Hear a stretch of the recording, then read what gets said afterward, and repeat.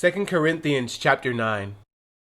Now concerning the ministering to the saints, it is superfluous for me to write to you, for I know your willingness, about which I boast of you to the Macedonians, that Achaia that was ready a year ago, and your zeal has stirred up the majority. Yet I have sent the brethren, lest our boasting of you should be in vain in this respect, that as I said, you may be ready, lest if some Macedonians come with me and find you unprepared, we, not to mention you, should be ashamed of this confident boasting. Therefore I thought it necessary to exhort the brethren to go to you ahead of time, and prepare your generous gift beforehand, which you had previously promised, that it may be ready as a matter of generosity, and not as a grudging obligation.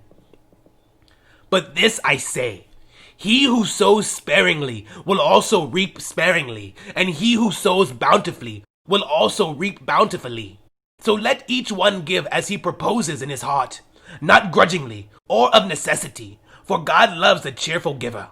And God is able to make all grace abound toward you, that you, always having all sufficiency in all things, may have an abundance for every good work, as it is written, He has dispersed abroad, he has given to the poor, his righteousness endures forever. Now may he who supplies seed to the sower, and bread for food, supply and multiply the seed you have sown, and increase the fruits of your righteousness, while you are enriched in everything for all liberality, which causes thanksgiving through us to God. For the administration of this service not only supplies the needs of the saints, but also is abounding through many thanksgivings to God. While, through the proof of this ministry, they glorify God for the obedience of your confessions to the gospel of Christ, and for your liberal sharing with them and all men, and by their prayer for you, who long for you because of the exceeding grace of God in you. Thanks be to God for his indescribable gift. 2 Corinthians chapter 10. Now I, Paul, myself am pleading with you by the meekness and gentleness of Christ, who in presence am lowly among you, but being absent am bold toward you. But I beg you that when I am present I may not be bold with that confidence by which I intend to be bold against some, who think of us as if we walked according to the flesh. For though we walk in the flesh, we do not war according to the flesh.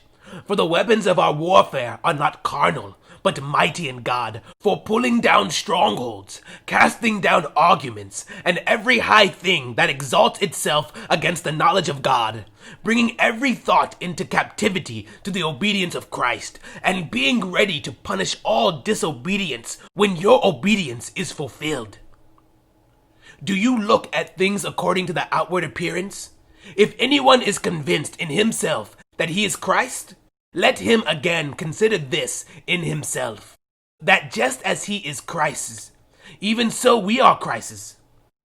For even if I should boast somewhat more about our authority, which the Lord gave us for edification, and not for your destruction, I shall not be ashamed, lest I seem to terrify you by letters. For his letters, they say, are weighty and powerful, but his bodily presence is weak, and his speech contemptible. Let such a person consider this, that what we are in word by letters when we are absent, such we will also be in deed when we are present. For we dare not class ourselves or compare ourselves with those who commend themselves, but they measuring themselves by themselves, and comparing themselves among themselves, are not wise. We, however, will not boast beyond measure, but within the limits of the sphere which God appointed us, a sphere which especially includes you.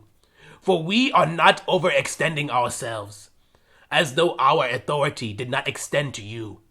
For it was to you that we came with the gospel of Christ, not boasting of things beyond measure, that is, in other men's labors, but having hope that as your faith is increased, we shall be greatly enlarged by you in our sphere, to preach the gospel in the regions beyond you, and not to boast in another man's sphere of accomplishment. But He who glorifies, let him glory in the Lord. For not he who commends himself is approved, but whom the Lord commends.